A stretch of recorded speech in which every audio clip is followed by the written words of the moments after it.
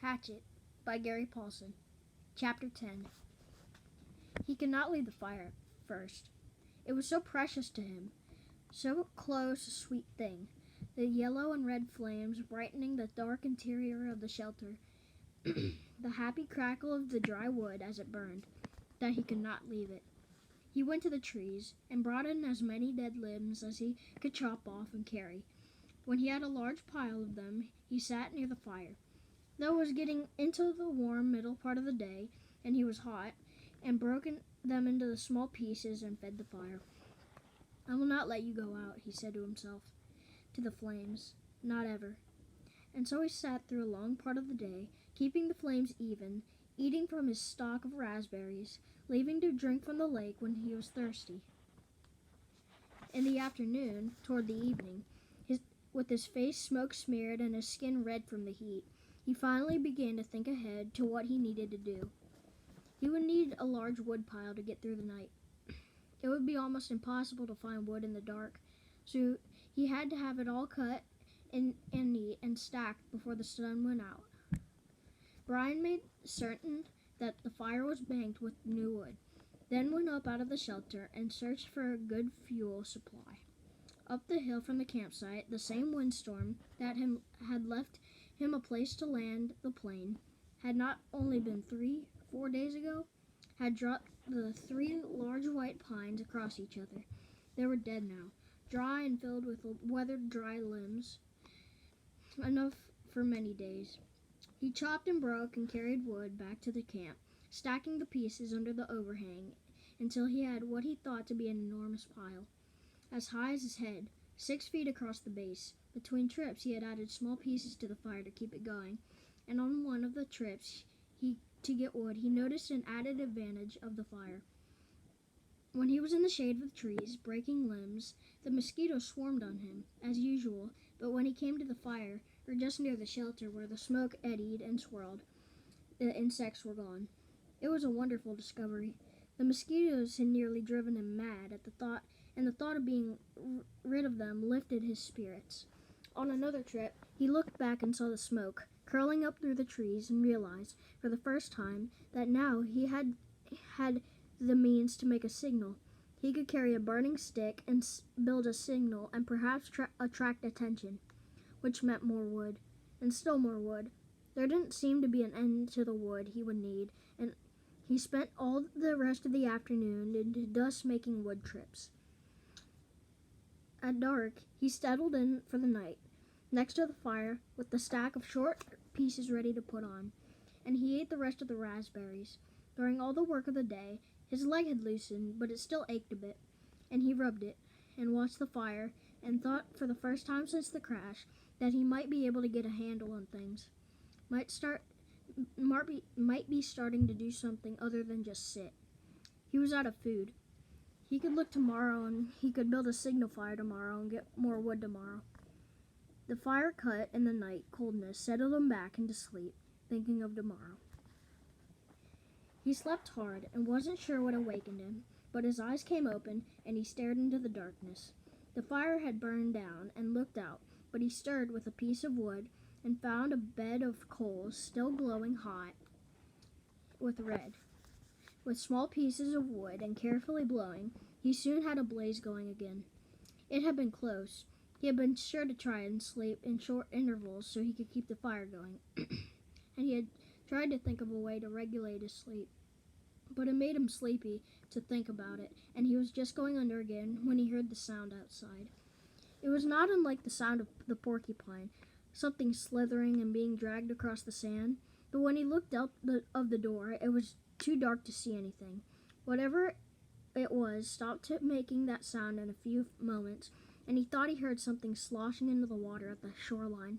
But he had the fire now, and plenty of wood, so he wasn't as worried as he had been the night before. He dozed, slept for a time, awakened just at dawn, gray light, and added wood to the still smoking fire before and standing outside and stretching, standing with his arms stretched over his head and the tight knot of hunger in his stomach. He looked toward the lake and saw the tracks. They were strange.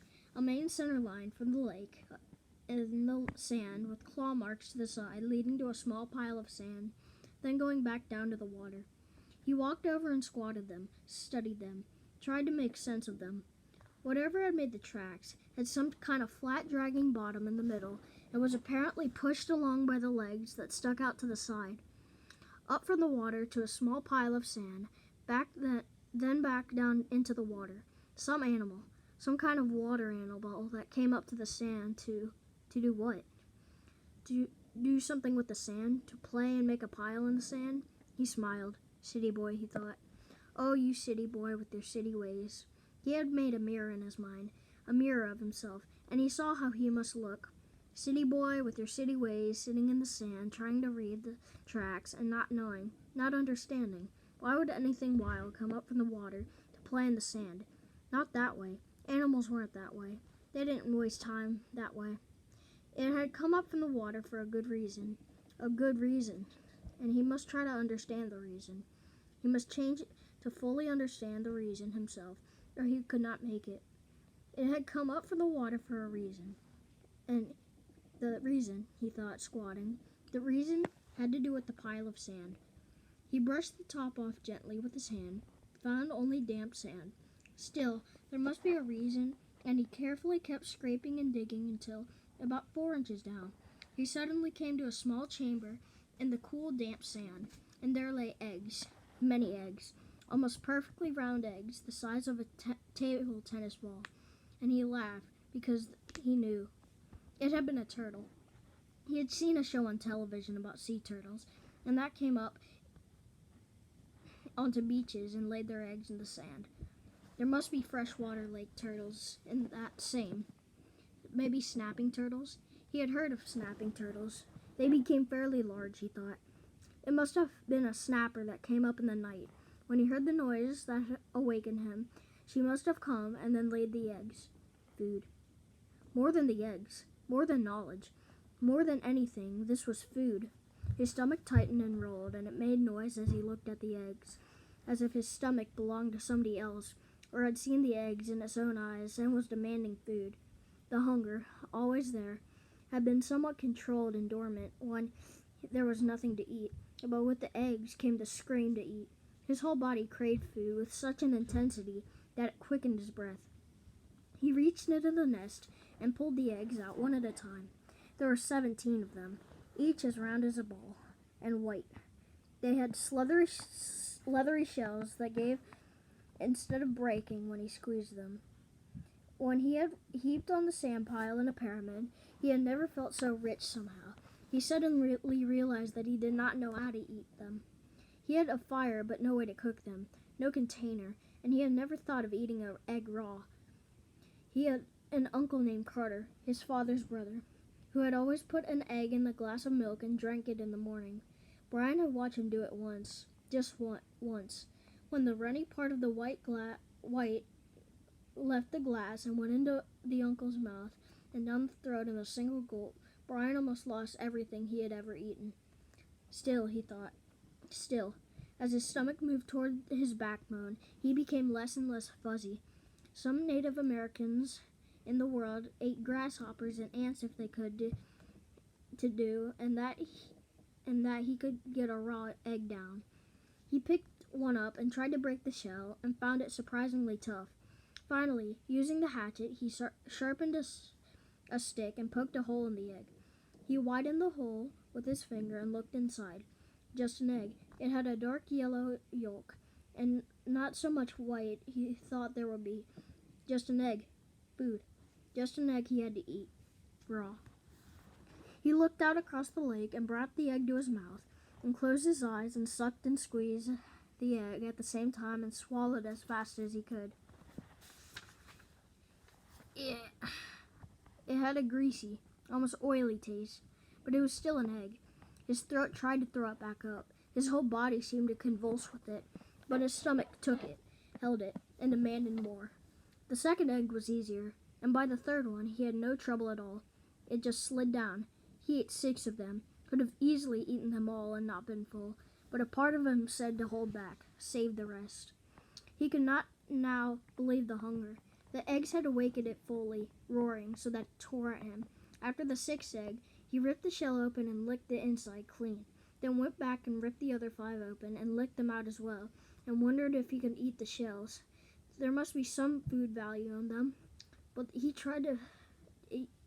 he tried, they were too leathery to chew, and he couldn't get them down. He stood away from the eggs for a moment, literally stood and turned away so that he could not see them. If he looked at them, he would have to eat more. He would store them in the shelter and eat only one a day. He fought the hunger down again, controlled it. He would take them now and store them and save them and eat one a day. He realized, as he thought, that he had forgotten that they might come. The searchers, surely. They would come before he could eat all the eggs at one a day. He had forgotten to think about them, and that wasn't good. He had to keep thinking of them, because if he forgot them, and he did not think of them, they might forget about him. And he had to keep hoping. He had to keep hoping.